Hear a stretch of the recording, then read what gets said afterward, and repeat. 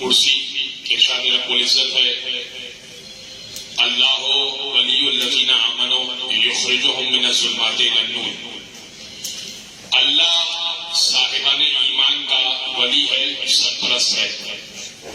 یخرجہم من الظلمات الی النور، اللہ کا کام یہ ہے کہ ظلمتوں سے نکال کر، اندھیروں سے نکال کر، تاریکیوں سے نکال کر روشنی میں لے جاتا ہے.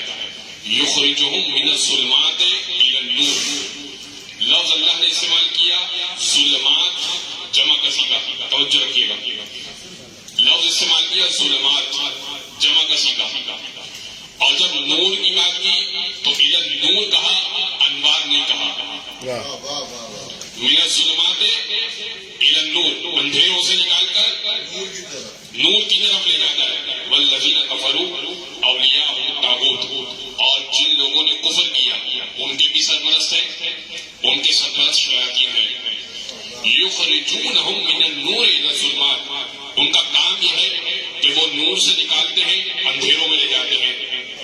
یہاں بھی نور اور اس کے مقابلے میں ظلمات، یعنی اللہ سمجھا یہ رہا ہے کہ زمانے کے حوادث پر نگاہ ڈالو، ظلمتوں کے راستے کئی ہوں گے، نور کا راستہ ایک ہی ہوگا. بے شک بے شک بے شک بے شک. اب یہ نور کا راستہ ہے کیا؟ نور کا راستہ ہے کیا؟ اب ختمی مرتبہ کی حدیث ہے انا و علی من نور واحد، میں اور علی ایک نور سے ہیں. نور ایک تھا، تقسیم ہو کر نور ایک تھا، تقسیم ہو کے محمد و علی بنا، تقسیم ہو کے بنجدت بن گیا، تقسیم ہو کے 14 بن گیا. صلی محمد علیہ اللہم صلی علی محمد علیہ. تو اب اگر اس نور کے راستے کو سمجھ لیا آپ نے تو اب نور کی 7ویں کڑی امام مسیح کاظم، ان کا ایک عجیب داستان اور ایک عجیب واقعہ میں نے عرض کیا تھا اپنے خط الحرم میں کہ جو آخری قید ہوئی مولا کی، وہ قید خانے میں جو لے جایا گیا گرفتار کر کے، وہ واقعہ میں آپ کی خدمت پیش کروں گا. صالح مانوزی سے روایت ہے اور بڑی عجیب فضائل کی، اگر آپ سنتے رہے تو انشاءاللہ ایک کمال منزلت تک پہنچیں گے. صالح مانوزی کی روایت ہے، کہتا ہے کنت فی قافلۃ الحجاج. صالح مانوزی کہتا ہے میں حاجیوں کے کاروان کے ساتھ تھا. صاحبنا للطریق رجل لم اعرفه بالاسم والنسب، ہمارے ساتھ ایک شخص تھا، ہم اس کا نام نہیں جانتے تھے. اب دیکھیں حاجیوں کے جب کاروان بنتے ہیں، ہم بھی جب کاروان میں آئے ہیں تو ایک دوسرے کو ایک آدھ دن گزرنے کے بعد جاننے لگ جاتے ہیں. اس زمانے میں جب حجاج کا کاروان بنتا تھا تو لوگ کوشش کرتے تھے کہ ایک دوسرے کو جان کر ساتھ چلے، کیونکہ سفر طویل ہوتا تھا، مشکلات کا سامنا ہوتا تھا، جان پہچان والے کو ساتھ لے لیتے ہیں. کہتا ہے صالح مانوزی کہ میں ایک ایسے کاروان میں تھا کہ ایک شخص ایسا تھا ہمارے ساتھ، رجل لا اعرف بالاسم والنسب، توجہ سے ہمارے ساتھ ایک شخص تھا، ہم اس کا نام نہیں جانتے تھے، اس کا خاندان نہیں جانتے تھے. وہوا عنده شیء ملفوف بالصوب، اس کے پاس ایک چیز تھی کپڑے میں لپیٹ کر رکھی تھی. وربما اکثر ملازمہ لصدرہ، اور وہ اکثر اپنے سینے سے اس کو لگا کے رکھتا تھا. اور وہ قیمتی چیز تھی، بندے کو نہیں جانتے ہیں، چیز کو نہیں جانتے ہیں. بعد یومین زللنا عن الطریق، 2 دن گزرے، اب صحرا کا سفر ہے، راستہ بھٹک گئے. کہتا ہے کہ وہ شخص ہمارے کاروان کے درمیان سے طویل عریض کاروان تھا، اس کاروان کے درمیان سے وہ شخص چیلتا ہوا نکلا اور اس نے اس چیز پر ہاتھ رکھا جو کپڑے میں لپٹی ہوئی ہے. اور ووضع یدہ الیمنی، اپنا دایاں ہاتھ اس چیز پر رکھا. وَإِذَا بِأَعْلَى صَوْتٍ، اور بلند آواز سے کہا یا مبارکہ عین الطریق، اے بابرکت چیز یہ بتا راستہ کس طرف ہے. وَإِذَا بِصَوْتٍ كَصَوْتِ الْإِنسَانِ مِنَ الصَّوْتِ، اس چیز سے ایسی آواز آئی جیسے انسانوں سے کی آواز ہوتی ہو. اس چیز نے کہا امشِ قلیل خذ بیمین وانت علی الطریق، تھوڑا سا آگے چلو، دائیں جانب مڑ جاؤ. اب صحرا میں ذرا سا ایک ٹرن بھی لینا نا وہ ایک راستہ ہوتا ہے. امشِ قلیلا خذ بالیمین جاؤ گے. واہ اب چیز ہے انسانوں کی آواز ہے راستہ بتا رہی ہے. اب وہ صالح معروفی کہتا ہے میں پریشان ہوا, میں نے سوچا کہ میں اس کو ڈھونڈوں لیکن کاروان اتنا بڑا تھا کہ وہ غائب ہو گیا. بعد ثلاثۃ ایام نفذ الماء, 3 دن گزرے پانی ہمارے درمیان سے ختم ہو گیا. وَإِذَا عَطَشْنَا عَطْشًا شَدِيدًا, اور جب ہماری پیاس ایسی شدید ہو گئی کہ زبانیں لٹکی جا رہی تھی. وہ شخص پھر کاروان کو چیرتا ہوا آیا اور اس نے پھر اپنا ہاتھ اس چیز پر رکھا اور کہا کہ یا مبارکہ عین الماء, اے بابرکت چیز یہ بتا پانی کہاں.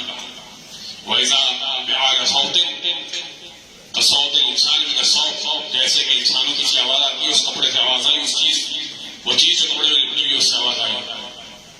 امشی امام کا جبل انا عندک الجبل عینا صافیہ, تھوڑا سا آگے چلو ایک بہت بڑا پہاڑ آئے گا اس سے چشمہ بہ رہا ہے بہترین قسم کا. اب چیز نے راستہ دکھایا, چیز نے پانی میں پہنچایا. سب چونکہ پیاسے تھے اور بہت زیادہ پیاسے تھے تو اب وہ سب تھوڑا تیزی سے آگے بڑھے اور ایک بہت بڑے پہاڑ سے چشمہ بہتا ہوا دیکھا. سب نے وہ پانی پیا اور کوئی کہنے لگا کہ میرا تیسرا حج ہے, ہم نے اس راستے میں کبھی پہاڑ نہیں دیکھا اور چشمہ نہیں دیکھا. کوئی کہنے لگا میرا چوتھا حج ہے, میں نے اس راستے میں کبھی چشمہ نہیں دیکھا. اور وہ صالح معروف کہتا ہے ما فی حیاتی امید ہوں والذ شربت الماء, اپنی حیات میں اس سے زیادہ لذیذ اور اس سے زیادہ شفاف پانی میں نے نہیں پیا تھا. واہ واہ واہ واہ واہ. پھر اس کو ڈھونڈا وہ پھر غائب ہو گیا. کیا یہ حد کا بلغنا کعبہ, کعبے تک پہنچ گئے, سب اپنے مناسک انجام دینے لگے. صالح معروفی کہتا ہے حج کا آخری دن تھا, اعمال مکہ سے فارغ ہوا, میں نے دیکھا کہ صحن کعبہ میں وہ آرام کر رہا. میں نے اس کو فوراً پکڑ لیا اور میں نے کہا اسألک بحق حاضر ہے, تجھے اس گھر کی قسم من انت وما عندک شیء ملفوف بالصوت, تو کون ہے, تیرے پاس وہ چیز کیا ہے. اس نے کہا لمبی گفتگو ہے, لمبی بات ہے. کہا آج وقت بہت ہے میرے پاس, آج میں بیٹھوں گا اور سنوں گا وہ چیز کیا ہے. اور اس نے کہا کہ سن, میرا نام ابراہیم ہے, اب داستان یہاں سے شروع ہے. میرا نام ابراہیم ہے, وَكُنْتُ مَعَ رشید العباسی, اور میں ہارون رشید عباسی کے ساتھ ہوا کرتا تھا. ابراہیم نام ہے, ہارون رشید عباسی کے ساتھ ہوا کرتا تھا. کہا حیثما زارا قبر رسول اللہ, اسی طرح وہ ایک دن حج پہ آیا ہوا تھا, ایک ساتھ حج پہ آیا ہوا تھا اور اس نے ارادہ کیا کہ قبر رسول کی زیارت بھی کرے, حج کے بعد مدینہ کی زیارت کرے. اس نے قبر رسول کو پہنچ کر کہا ہم ہارون رشید کے ساتھ ہوا کرتے تھے, پروٹوکول میں چلا کرتے تھے. اس نے کہا قولوا امام رافض, جاؤ شیعوں کے امام کو بلاؤ. یرید بہل فخر جتانا چاہتا تھا. جیسے امام موسیٰ کاظم کو لایا گیا, اس نے بلند آواز سے کہا, ہارون رشید نے, ہم اس کے پروٹوکول میں ہوا کرتے تھے, اس نے بلند آواز سے کہا السلام علیک یا ابن العم, اے میرے چچا کے بیٹے آپ پر سلام. عباس چونکہ چچا ہے رسول اللہ کے, لہذا چچا کے بیٹے اپنی نسبت اس طرح سے دے رہا ہے. قبر رسول سے تو کوئی جواب نہ آیا. جب قبر رسول سے کوئی جواب نہیں آیا تب امام موسیٰ کاظم نے سلام کیا, السلام علیک یا ابتا, اے بابا جان آپ پر سلام ہو. اور قبر رسول سے جواب آیا وعلیک السلام یا ولدی ویا حجت اللہ علی خلقہ, اے میرے بیٹے تجھ پر سلام, اے خلقت خدا پر اللہ کی حجت تجھ پر سلام. رائے خشود امام موسیٰ کاظم بلند صلوات.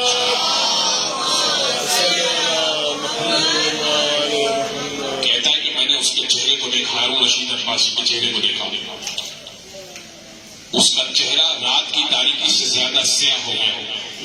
اس نے کہا کہ امام موسیٰ کاظم کو گرفتار کیا جائے اور بغداد لایا جائے. اب کچھ نہیں کر سکتا تو یہ کر سکے گا کہ اب میں سمجھ گیا تھا کہ حق پر کون ہے اور صحیح امام کون ہے، کیونکہ میں نے جواب سلام سنا تھا. واہ میں نے ہارون رشید سے کہا کہ میں تیرے ساتھ تیرا وفادار ہوں، گرفتار میں کروں گا. دل میں محبت موسیٰ کاظم جاگ چکی ہے، واہ واہ واہ واہ واہ واہ. لیکن سامنے وہ ہارون رشید عباسی کا وفادار ہے. اسے کہا میں گرفتار کروں گا. اسے کہا تجھ سے بہتر کوئی ساتھی نہ ملے گا، جا گرفتار کر کے لیا. وہ ہارون رشید عباسی اپنا چلا گیا. امام کو اس نے گرفتار کیا. بہت سارے لوگ تھے جو گرفتار کرنے کے اس عمل میں شامل تھے.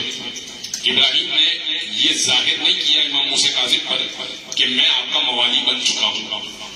واہ واہ ابراہیم کہتا ہے سالم معروضی سے کہ کچھ دن ہوئے انقطع نعل اليسرى، مولا کی بائیں جوتی ٹوٹ گئی. امام نے کہا کہ یا ابراہیم القہ افتری، ابراہیم تم اتنا خیال کرتے ہو، اب میری بائیں جوتی ٹوٹ گئی ہے، اس کو راستے سے ہٹا دو. امام نے چھوڑ دی تھی راستے میں، کہا اس کو راستے سے ہٹا دو. کہا میں نے وہ جوتی اٹھا کے اپنے قیمتی سامان میں رکھ دیا. واہ واہ واہ واہ واہ. میں نے وہ جوتی امام موسیٰ کاظم کی قیمتی سامان میں رکھ دی. اور جب وضو کا وقت آیا اور امام نے اپنی آستینوں کو الٹا تو میں نے نور دیکھا. تو میں نے جب دیکھنا شروع کیا امام کے ہاتھوں کو تو اسے سوال کیا. امام نے سوال کیا یا ابراہیم ماذا ترا، کیا دیکھا؟ کہا مولا اتنے خوبصورت اتنے نورانی ہاتھ میں نے کسی کے نہیں دیکھے. مولا نے کہا کیوں نہ ہو ھذا جلد رسول اللہ، ھذا لحم رسول اللہ، یہ جلد رسول ہے، یہ گوشت رسول ہے، کیوں نہ ہو اس سے نور نکلے. کہا مولا پھر اس جوتی کے بارے میں کیا خیال ہے؟ بھائی اس جوتی کے بارے میں کیا خیال ہے؟ اس نے کہا امام نے کہا ابراہیم کیا تیری معرفت اتنی پہنچ گئی؟ واہ واہ بھائی آس پاس لوگ ہیں نا تو گفتگو ایسے ہی ہو سکتی ہے. کہا مولا اس جوتی کے بارے میں آپ کا کیا خیال ہے؟ جب آپ کا گوشت آپ کا رسول کا گوشت ہے، آپ کا خون رسول کا خون ہے، آپ کی جلد رسول کی جلد ہے، تو وہ جوتی کس کی ہوئی؟ مولا نے کہا کہ کیا تو اتنی معرفت پا چکا ہے؟ اس نے کہا مولا میں نے وہ اپنے قیمتی سامان میں رکھا ہے. امام نے کہا اب سن، اگر تیری معرفت اتنی ہو گئی ہے، اگر تو کبھی راستہ بھٹک جائے، اپنا ہاتھ اس جوتی پر رکھنا اور اس جوتی سے سوال کرنا، وہ راستہ تجھے بتائے گی. اور کبھی پانی کی طلب ہو تو وہ پیاس تیری بجھا دے گی، اور کبھی کھانے کا. اور پھر امام کہنے لگے اب الگ الگ تجھے کیا بتاؤں، حتی اذا حان لک حاجۃ جدد ایمان باللہ وبنبوۃ محمد وبابنائہ المعصومین. ایک اللہ پر اپنے ایمان کو پختہ کرنا، محمد مصطفیٰ کی رسالت کی گواہی دینا، اور ہم اہل بیت کی محبت کی گواہی دینا. پھر میری جوتی سے مانگنا، جو مانگنا وہ مانگ لینا، میری جوتی ادا کرنے کی. واہ واہ واہ واہ. نعرہ حیدری برائے خصوصی امام موسیٰ کاظم امام تقی جواد علیہ السلام. بلند تر صلوات سیدنا محمد اللہ. جس کی جوتی راستہ بتاتی ہو، جس کی جوتی ہدایتیں کرتی ہو، وہ خود صاحب کس قدر کمال پر ہوگا. بزرگ گرامی اس مرحلے میں مجھے آپ کو روکنا نہیں ہے، اور اب یہاں سے میں امام محمد تقی کا ایک مناظرہ پیش کروں گا. دیکھیے بزرگ گرامی، ان با کمال اور با فضیلت لوگوں کے جتنے کمالات چھپائے جا سکتے تھے وہ تو چھپائے، لیکن اس کے مقابلے میں کچھ احادیث کو گڑھا اور وضع بھی کیا گیا تاکہ سامنے والوں کی فضیلتیں بڑھتی ہوئی نظر آئیں اور لوگ گمراہ ہو جائے کہ یہ حدیث یوں تھی یا یوں تھی. تو اب امام محمد تقی کو بلایا گیا ایک طویل مناظرے میں، اس میں سے 3-4 احادیث آپ کی خدمت پیش کروں گا. امام کو یحییٰ ابن اقسم نے بلایا، مامون کا دربار ہے، اور یحییٰ ابن اقسم قاضی القضاۃ. اس نے کہا فرزند رسول مجھے کچھ احادیث آپ سے تصحیح کروانی ہے کہ آیا یہ رسول اللہ کی حدیث ہے یا نہیں ہے. ٹھیک ہے بھائی. پہلی حدیث یحییٰ ابن اقسم نے پیش کی. اب پہلی حدیث یہ ہے کہ رسول اللہ نے فرمایا کہ ایک دن جبریل رسول اللہ پر نازل ہوئے اور آنے کے بعد سلام کیا اور ساتھ میں وہ ایک بڑے صاحب بیٹھے ہوئے تھے. اب آپ سمجھدار ہیں, ایک بڑے صاحب رسول اللہ کے ساتھ میں بیٹھے ہوئے تھے. جبریل آیا, اللہ کے رسول نے سلام کر دیا اور کہنے لگے کہ یا رسول اللہ یہ بتائیے کہ اللہ یہ سوال کر رہا ہے کہ کیا یہ صاحب اللہ سے راضی ہے یا نہیں ہے. اللہ تو ان سے راضی ہے, فضیلت دے رہے ہیں. اللہ یہ سوال کر رہا ہے کہ کیا یہ اللہ سے راضی ہے یا نہیں ہے. اللہ ان سے راضی ہے. امام نے کہا کہ اس حدیث کا جواب بہت مبارک حدیث, لیکن اگر حدیث رسول اللہ کی حدیث ہے کہ اگر میری حدیث آیت سے ٹکرا جائے, قرآن سے ٹکرا جائے تو حدیث کی بات پہ دے مارو. اسے کہا فرض رسول کیا کوئی آیت سے ٹکرا نہیں ہے حدیث. فرمایا کہ میں آیت پڑھ دیتا ہوں, نتیجہ تم خود نکال دینا. امام نے کہا کہ پروردگار قرآن میں یہ کہہ رہا ہے نحن اقرب الیہ من حبل الورید, میں رگے گردن سے زیادہ بندوں سے قریب ہوں. جو رگے گردن سے زیادہ قریب ہو وہ پچھوایا نہیں کرتا. بے شک بے شک. جو رگے گردن سے زیادہ قریب ہے وہ پچھوائے گا نہیں. اسے کہا اچھا تو پھر حدیث ٹھیک نہیں ہے, ایک دوسری حدیث پیش کر دیتا ہوں. امام اس سے کہا یحییٰ بن حسن نے فرضاً دوسری حدیث یہ ہے کہ رسول نے ایک دن کہا فلاں اور فلاں, میں نام نہیں لے رہا, آپ سمجھدار ہیں, فلاں اور فلاں جبرائیل اور میکائیل کی مانند ہے. یہ حدیث ہے کہ آیا یہ صحیح ہے یا نہیں ہے. امام کہنے لگے بہت مبارک حدیث, لیکن مجھے ایک سوال کا جواب دے دو, کیا جبریل اور میکائیل پہلے مشرک تھے یا رسول کو نسبت دینا نہیں آتی تھی؟ بھیا تو جبریل اور میکائیل پہلے مشرک رہے ہو یا رسول کو نسبت دینا نہیں آتی ہو؟ کہا فرزند رسول دونوں باتیں نہیں ہو سکتی. اب حدیث کا تو نتیجہ خود ہی نکال دے. اس نے کہا فرزند رسول کو تیسری حدیث پیش کرتا ہوں. اور اس نے کہا, امام نے کہا کہ بولو کیا حدیث ہے. کہا فلاں اور فلاں جنت کے بوڑھوں کے سردار ہیں.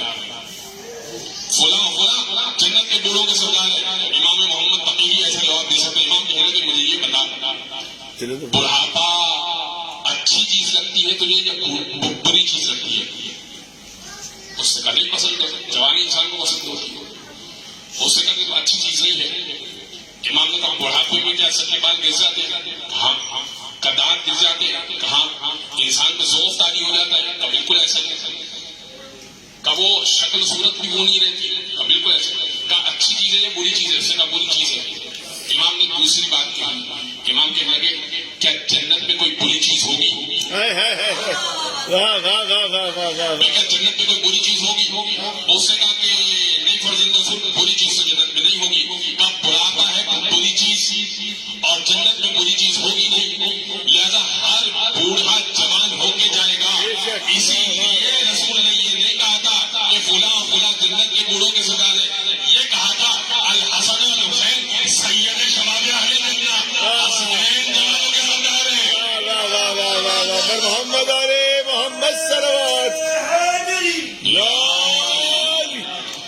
کہا اس سے آخری حدیث آپ کی شاداب سواتوں کی نظر. اس نے کہا کہ فرزند رسول ایک اور حدیث پیش کر دیتا ہوں, اس کا جواب دے دیجیے. امام نے کہا کہ پوچھو کیا پوچھنا ہے.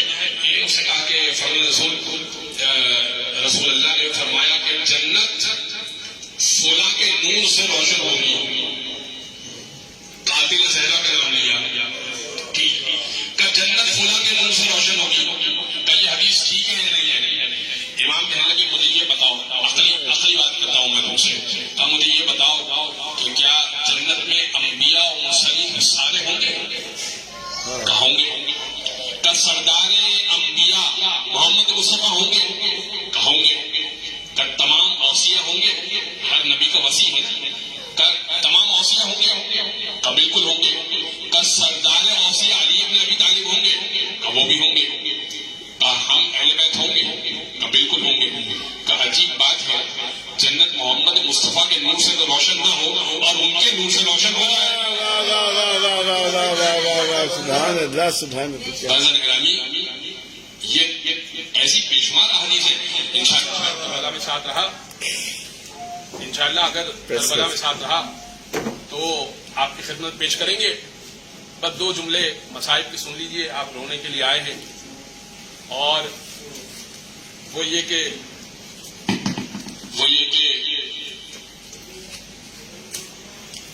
ایک چھوٹا سا لفظ ہے کیا ہوا.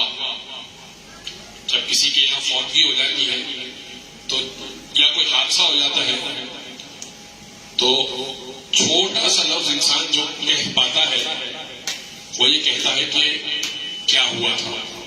تعزیت کا جملہ یا کوئی تسلیت کا جملہ جسے کہتے ہیں. میر انیس نے شعر کہا، عباس علی اکبر جدا ہوا، عباس مر گئے علی اکبر جدا ہوا، ہم سے کسی نے یہ بھی نہ پوچھا کہ کیا ہوا. حسین کی آخری رخصت تھی، اور روایتوں میں یہ آیا ہے کہ رخصت امام حسین پڑھا کرو. رخصتی جناب زینب سے بھی کی، رخصتی سید سجاد سے بھی کی، اور رخصتی سکینہ سے بھی کی. میں آپ کی خدمت میں تینوں رخصتیاں تو ظاہر نہیں پڑھ پاؤں گا، لیکن جناب زینب والی رخصتی پڑھ دیتا ہوں. ایک مرتبہ امام حسین نے اپنی کنیز فضہ سے کہا، اماں فضہ، میری ماں نے ایک کرتا سیا تھا، آپ وہ کرتا لے آئیے اور ایسا کیجئے وہ چھپا کے لائیے گا، جناب زینب دیکھنے نہ پائیں. اماں فضہ نے وہ صندوق کھولا، کرتا نکال کر وہ لے کر جا رہی تھی. جناب زینب کی نگاہ پڑی، کہا اماں فضہ کیا لے کر جا رہی ہیں؟ کہا آقا نے کچھ منگوایا ہے. کہا اماں فضہ مجھ سے نہ چھپائیے، آقا نے کیا منگوایا ہے مجھے دکھا دیجئے. اب وہ بھی آقا زادی تھی، ایک مرتبہ کرتا دکھایا، کہا اماں فضہ یہ کرتا نہیں، حسین نے کفن منگایا ہے.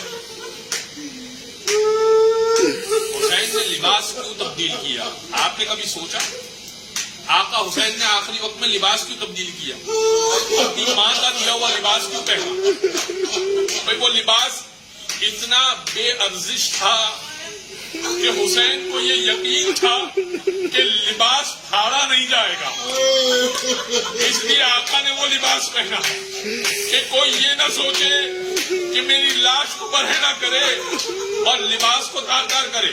بس آقا نے وہ لباس پہنا، آستینوں کو الٹ دیا، گریبان کو چاک کیا، اور اب بی بی جناب زینب قریب آئی، کہنے لگی، بھیا مولا علی نے، بابا نے ایک وصیت کی تھی، اماں نے ایک وصیت کی تھی. کہا کیا وصیت کی تھی؟ کہا اماں نے کہا تھا کربلا میں نہ ہوں گی، حسین کے گلوئے مبارک پر میری جانب سے ایک بوسہ دے دینا. بس جناب زینب نے گلوئے مبارک پہ بوسہ دیا، اور اب ایک مرتبہ جناب امام حسین نے کہا، شہزادی، آقا زادی، ذرا قریب آئیے. پوچھا کرتی تھی نا کہ مولا کائنات نے آخری وقت میں علیحدہ سے مجھے کیا وصیت کی تھی؟ بابا نے کہا تھا، اے حسین، میں کربلا کے وقت نہ ہوں گا، ان ہاتھوں پہ رسن باندھے جائیں گے، آپ میری جانب سے جناب زینب کے کندھوں پہ بوسہ دے دیجیے گا. اللہ ولعنت اللہ علی القوم الظالمین. وسيعلم الذين ظلموا أي منقلب ينقلبون بارد أعمال سليم.